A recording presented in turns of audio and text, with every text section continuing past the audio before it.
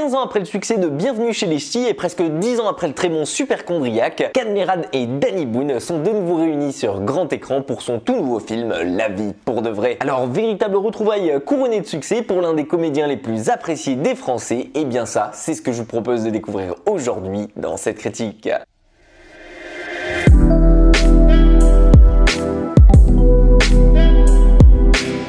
Dans La vie pour de vrai, vous allez suivre Danny Boone, alias Trident Lagache, un enfant né au Mexique de parents français au Club Med et qui a passé pratiquement toute sa vie dedans. En effet, ses parents étant moniteurs là-bas, il y a vécu une bonne quarantaine d'années, devenant à son tour moniteur, et c'est seulement à 50 ans qu'il s'est enfin trouvé le courage de voyager pour quitter son pays natal. Mais tout ça, eh bien, il le fait dans un but bien précis. Retrouver Violette, son amour de vacances de quand il avait 8 ans, elle qui occupe encore ses pensées et qui, comme tous les enfants qu'il a connus au cours de sa vie, n'est pas resté plus de 8 jours au club. Et c'est en arrivant à Paris, dans l'ancien appart de son père, qu'il va tomber sur Louis, son demi-frère caché interprété par Cadmerade, qui a vécu toute sa vie en France et qui est son strict opposé. Et à eux deux, ils vont tenter de se serrer les coudes pour tenter de retrouver Violette 42 ans plus tard. Et tout ça, bien entendu, vous l'imaginez, va donner lieu à des situations toutes plus loufoques les unes que les autres. Car en effet, si Louis de son côté est purement parisien et qu'il en incarne le cliché parfait, eh bien notre cher Trident est ce qu'on pourrait qualifier d'inadapté.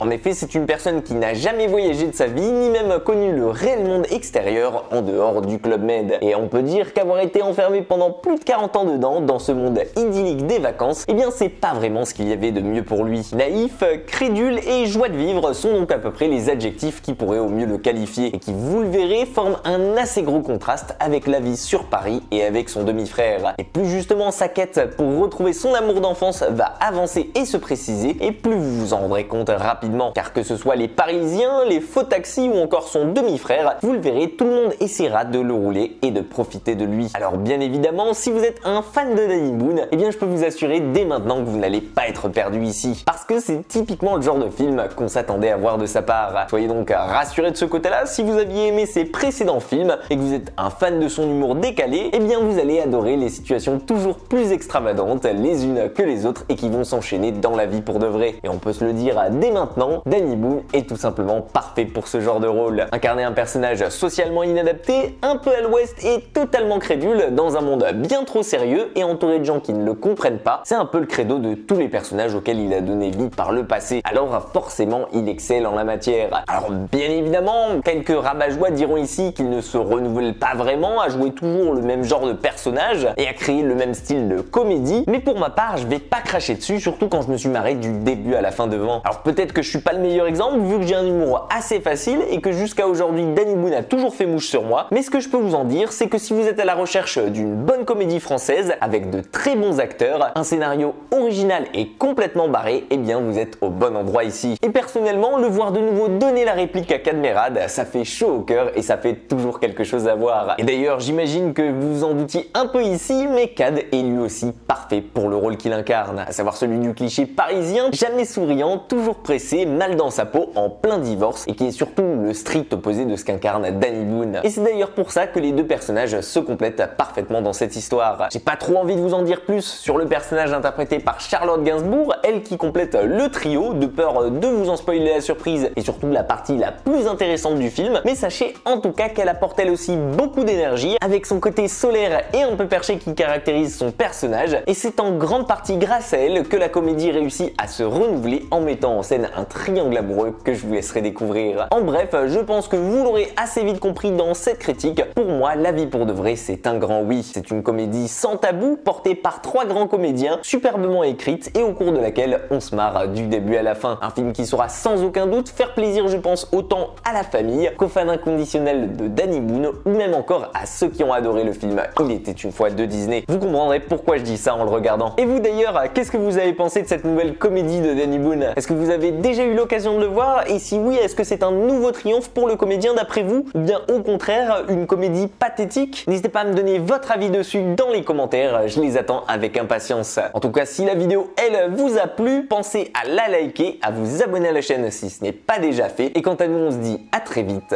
pour une toute nouvelle critique.